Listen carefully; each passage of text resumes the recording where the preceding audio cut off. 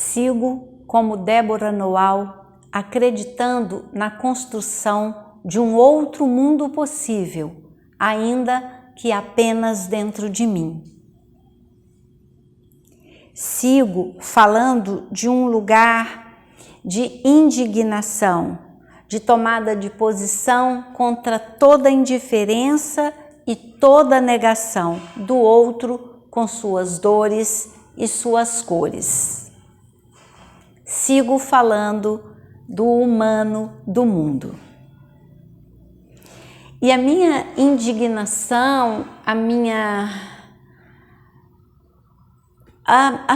insatisfação, o meu inconformismo com uma frase da Débora aqui ficou muito claro.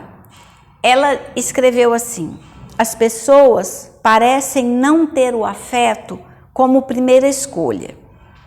Entusiasma-me a possibilidade de dar afeto e invisto neste ato transgressivo e por vezes assustador que é o ato de afagar.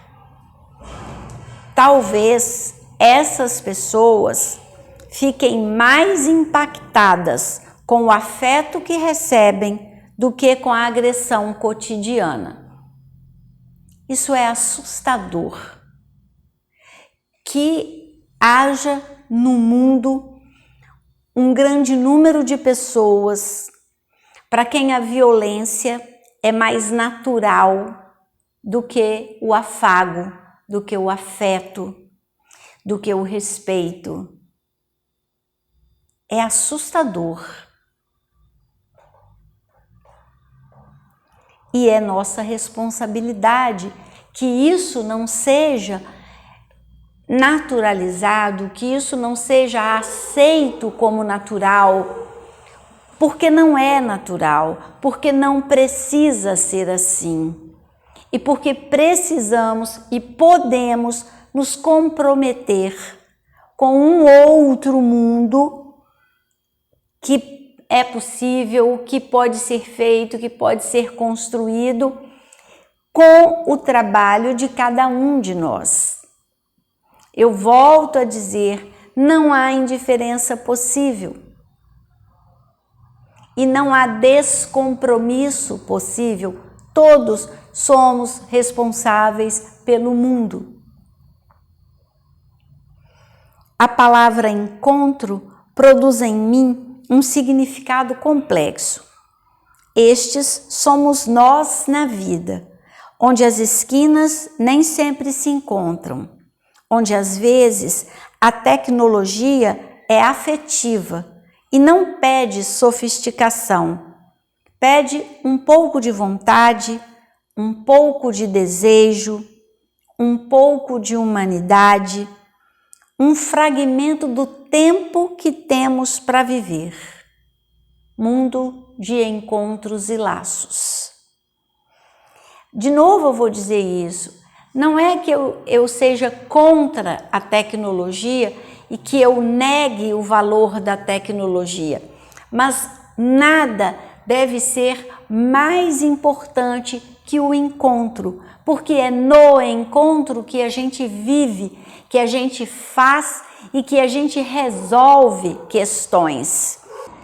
O Jung, que foi um psicanalista com quem o Freud teve uma relação pessoal e que depois se diferenciou do Freud por alguns aspectos, mas que segue sendo muito importante, né, como um teórico, o Jung dizia: conheça todas as teorias, domine todas as técnicas, mas quando tocar uma alma humana, seja apenas outra alma humana. E a Débora fala, né, nesse encontro, nessa palavra encontro, como sendo uma palavra cheia de sentido para ela, porque é no encontro que a gente vive, é do encontro que nascem as nossas questões e também as nossas respostas.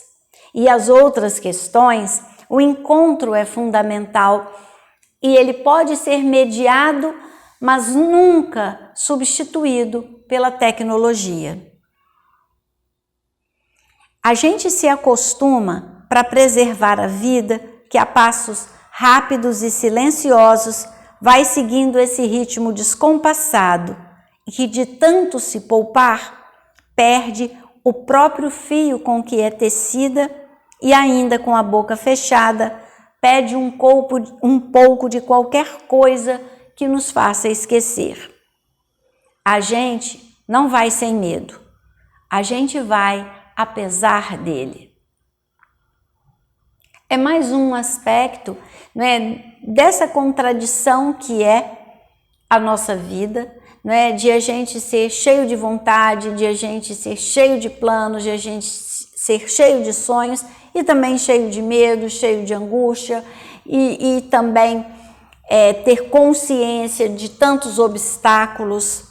É mais um aspecto, é mais uma forma de dizer dessa contradição que, no entanto, nos constitui. Nós somos assim, a nossa vida é assim e por isso a gente precisa ir aprendendo a conviver com isso e aprendendo a tirar o melhor do pior.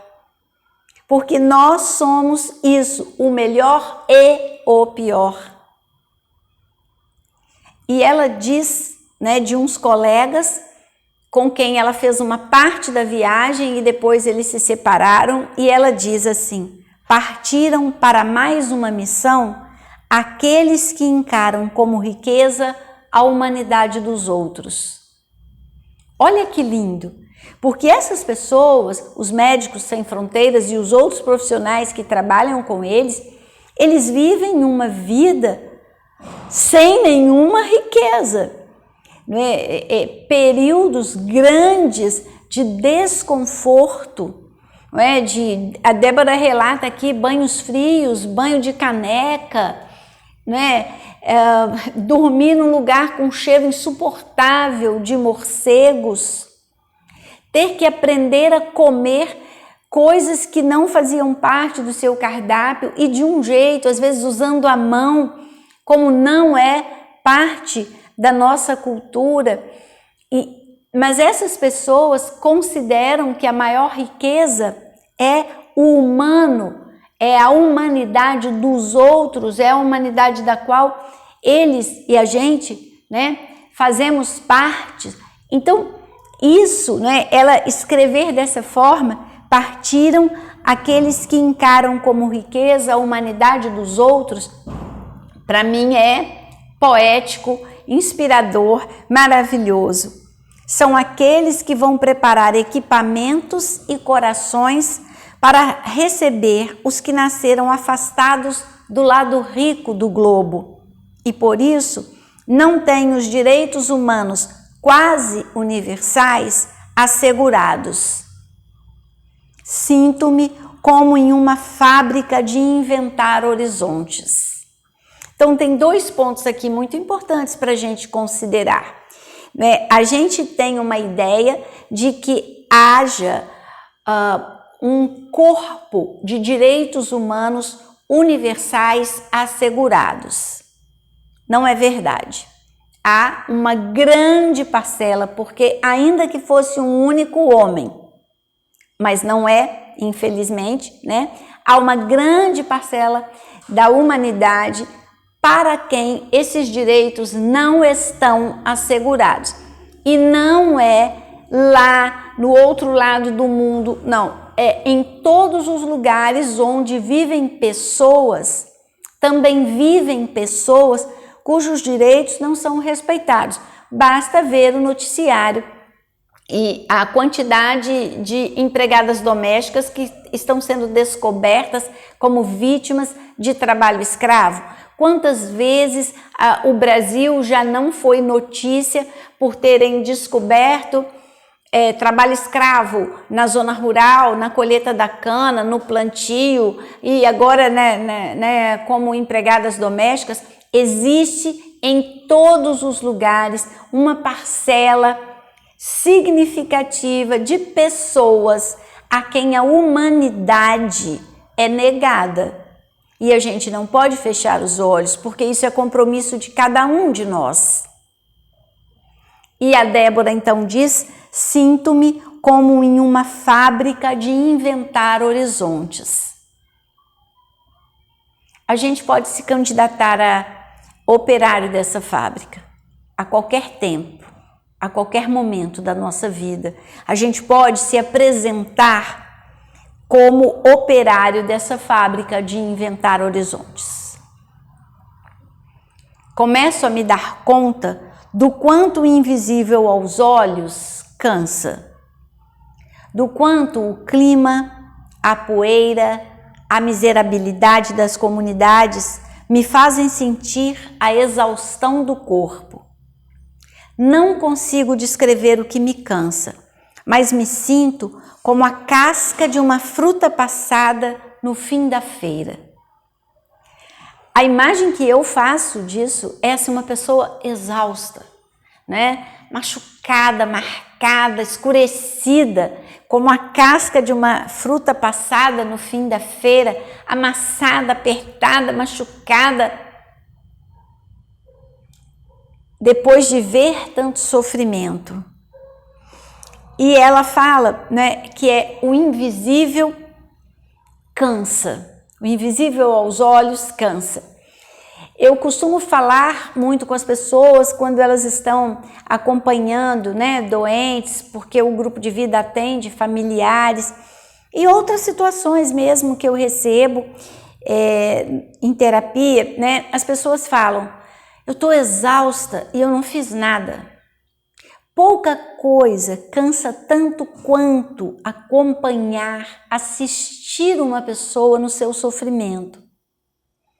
A gente não fez nada de visível, a gente não fez nada de físico, mas a gente ficou ali se doando, entregando a nossa energia para aquela situação. E a gente fica exausto, é verdade. Ao passo que em outras situações a gente também ouve as pessoas falarem, nossa, passei o dia cuidando dos meus netos, tô moída, mas eu tô tão feliz. Meu corpo tá doendo, mas eu tô cheia de energia, eu tô cheia de vida. Então, esse invisível dolorido, esse invisível que fere, cansa muito. Sofrer cansa. Imagina quem só tem o sofrimento como perspectiva.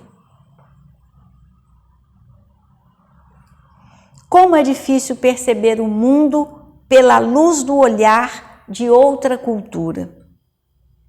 Uma escuta não se faz com base no julgamento de quem ouve, mas de quem o sente. Ir onde o outro está não é só um ir geográfico, mas é um ir mentalmente, é um ir afetivamente para onde o outro está. E isso não só nessas situações que a Débora trabalha, mas nas nossas situações cotidianas. Mudar o comportamento de uma criança às vezes exige de nós que a gente vá onde ela está, que a gente esteja com ela onde ela está, para que a gente venha vindo com ela de onde ela está. Mudar uma realidade precisa começar por estar nessa realidade, por olhar para ela como sendo uma realidade, como sendo sua também. Por isso eu falo tanto, né, para os psicólogos que seria muito interessante que nós estivéssemos nos bairros mais pobres como presença permanente, que a gente conhecesse as casas, que a gente conhecesse as pessoas, que a gente conhecesse a rotina, para que a gente pudesse vir de lá com eles. Que a gente pudesse ir até onde dói neles para trazê-los dessa dor. Que esse é o investimento num mundo melhor. Esse é o investimento num mundo menos violento. é ir lá e vir junto para cá. E não é chegar lá e impor o que a gente leva daqui, porque não serve, porque não cabe, porque não combina com as experiências, com as vivências, com as dores e nem com as cores. O aqui se constrói com tijolo de ação, cimento de desejo e convicção sólida. De certeza, somente a de que estou viva e conectada a um mundo recheado de desigualdades. Tijolo de ação, cimento de desejo e convicção sólida. Não adianta teorizar, é preciso fazer.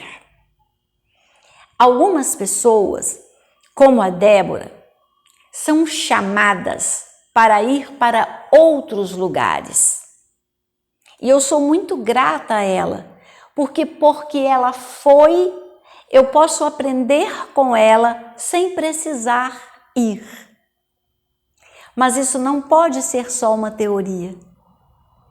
Eu preciso ser capaz de encontrar esse mesmo sentido aqui onde eu estou, já que eu não sou uma pessoa que vá para o mundo sem fronteiras.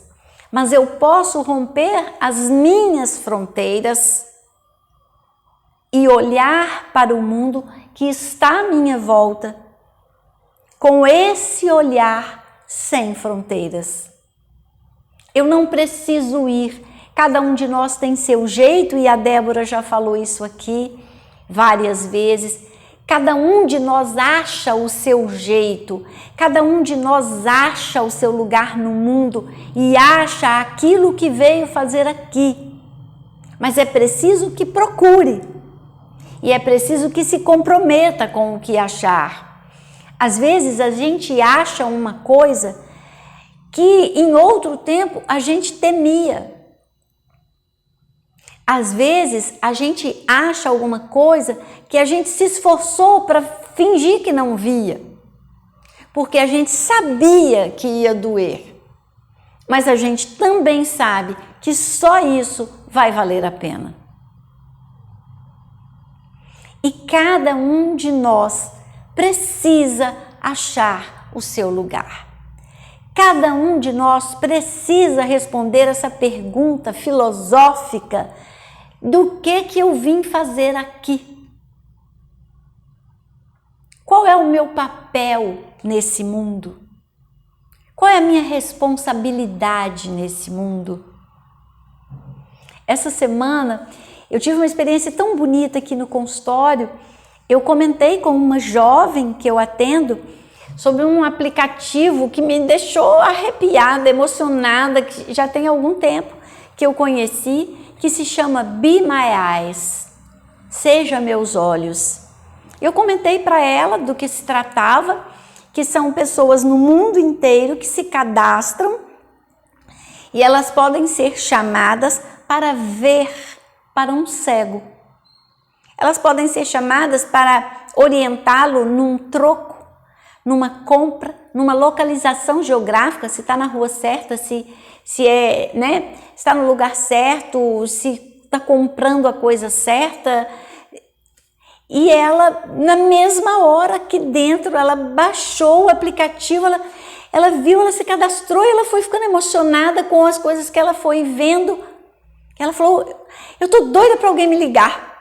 Eu tô doida para alguém me chamar. Então, olha, às vezes é uma coisa simples.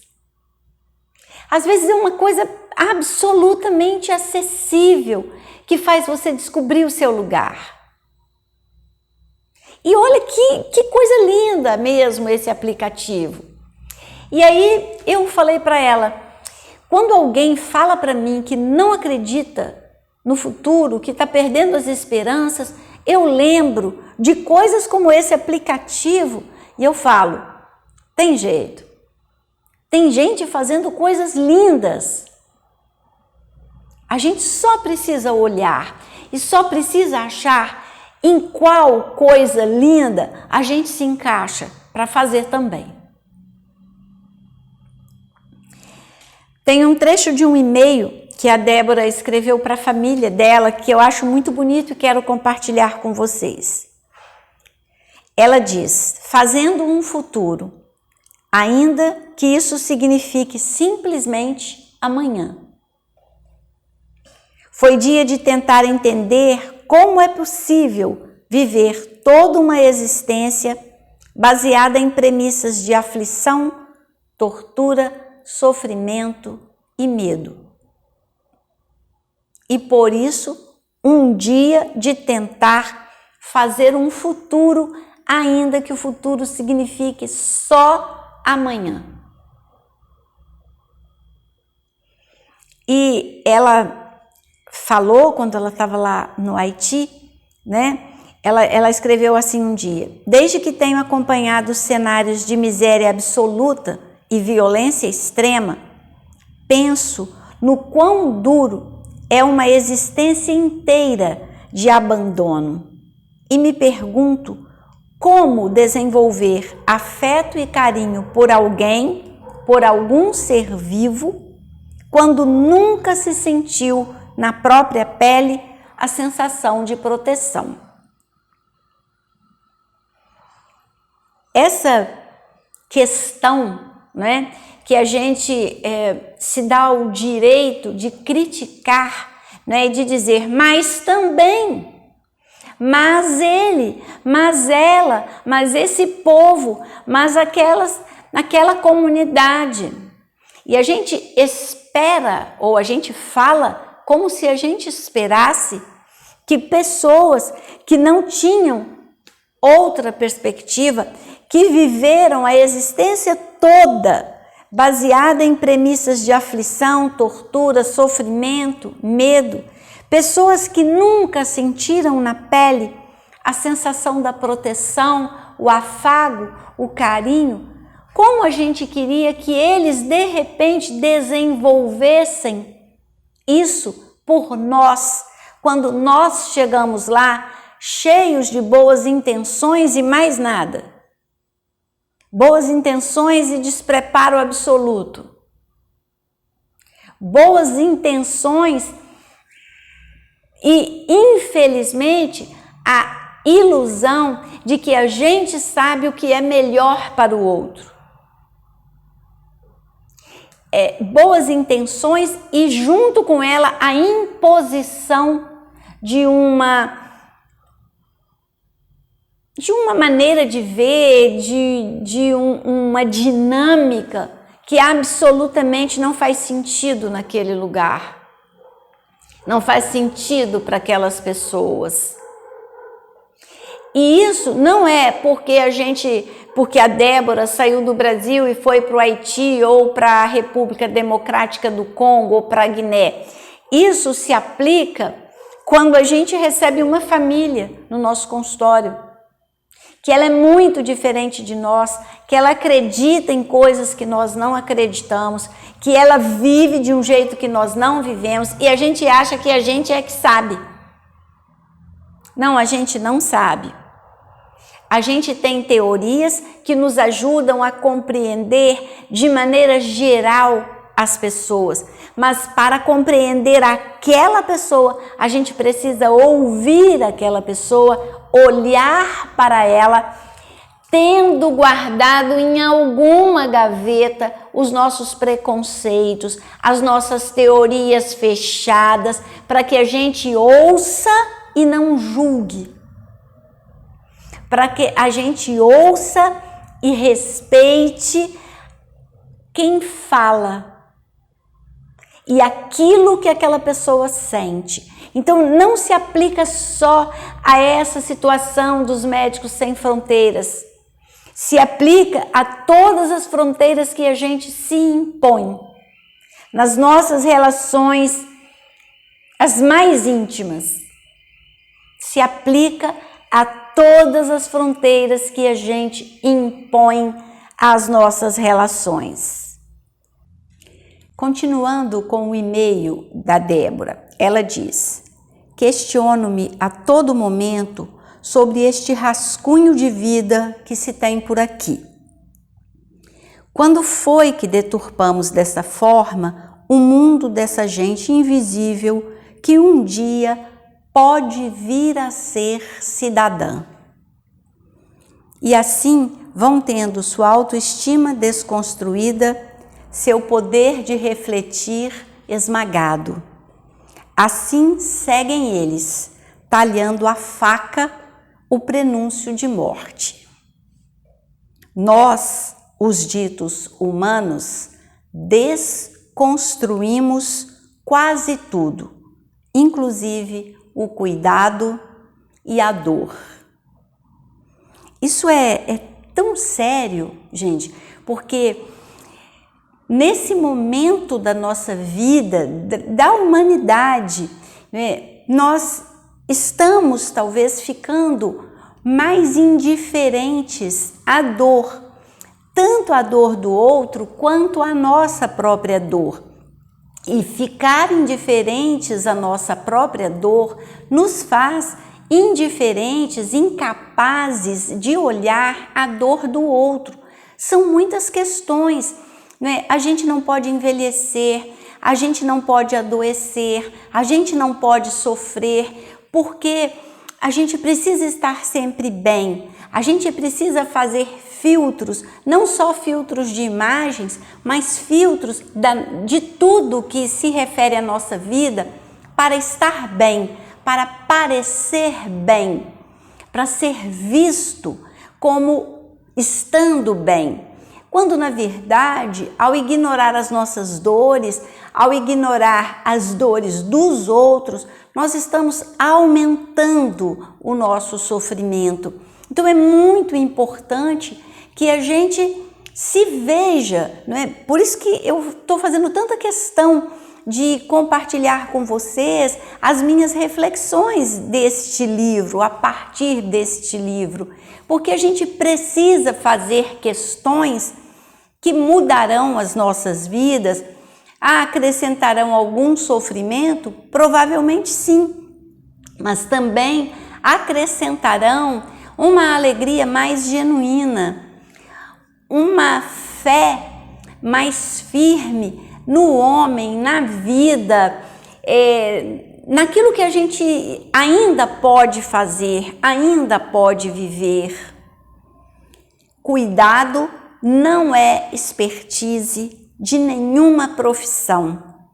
E ao falar isso, eu me lembrei de há muitos anos ter lido sobre um projeto do Ziraldo, tenho quase certeza que era do Ziraldo, de plantar flores nas favelas, de pintar as casas com cores, para que vendo um lugar mais bonito, as pessoas também se sentissem motivadas a serem melhores, a se sentirem mais bonitas, mais valorizadas e a cuidarem da própria rua, né? Da própria viela, do próprio beco, da própria casa e de si mesmas. Está crescendo, a gente está gravando no final de semana de 17 e 18 de julho. Está acontecendo um congresso de arquitetura e urbanismo, onde o responsável pelo congresso responde numa entrevista que as pessoas demorarem 3 horas para se deslocarem para um teatro, uma praça, um lazer, o trabalho, significa que esta cidade não oferece uma qualidade de vida digna para essas pessoas, que as pessoas morarem mal, as pessoas terem dificuldade de transitar, não é digno. Isso é cuidado. Cuidado com o ser humano não é expertise da área de saúde, é de qualquer profissão, porque todas as nossas profissões, todos os trabalhos são para, ou deveriam ser para, cada um dos seres humanos, todos os seres humanos. E a gente está vendo, né, essa evolução por um lado, mas por outro lado a gente vê essa dificuldade de se colocar no lugar do outro, de olhar esse outro, tendo os preconceitos guardados.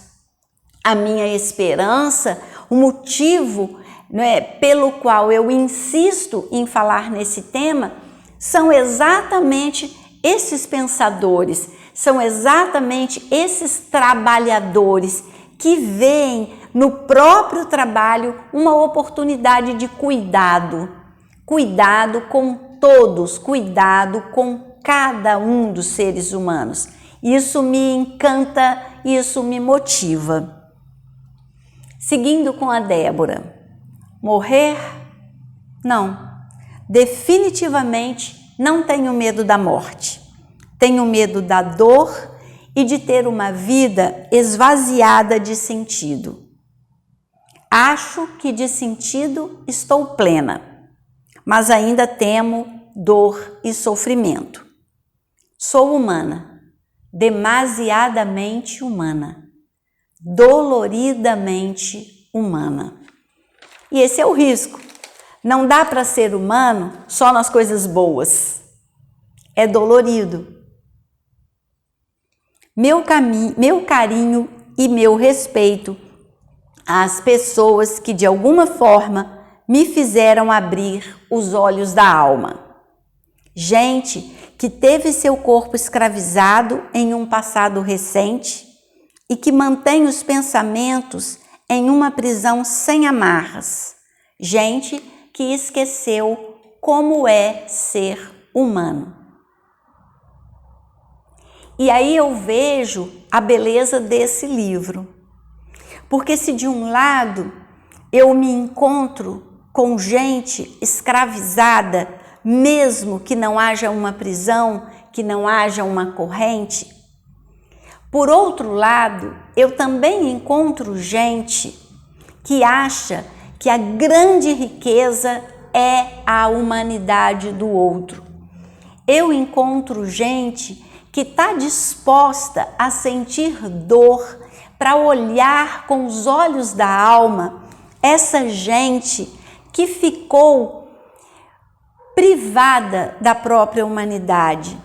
Gente que deixa o conforto da casa, que deixa o conforto mesmo físico, né? Que se dispõe a ir tomar banho frio com caneca, para olhar para esta gente com olhos de humanizar. É aí que está, para mim, a beleza desse livro. É aí que está, para mim, a beleza desse trabalho. E é aí que eu consigo trazer esse trabalho de ir para um mundo sem fronteiras, um amplo mundo sem fronteiras, para dentro de mim, para que eu também quebre as minhas fronteiras. Por isso eu fiz tanta questão de trazer para vocês esse livro, porque todos nós, onde estamos, temos fronteiras para romper, temos olhares para mudar, temos humanidade para resgatar, celebrar e investir. E eu espero sinceramente que algumas pessoas, 2, 10, queiram conhecer o livro e queiram se fazer essas questões e juntem-se a nós para mudar o mundo.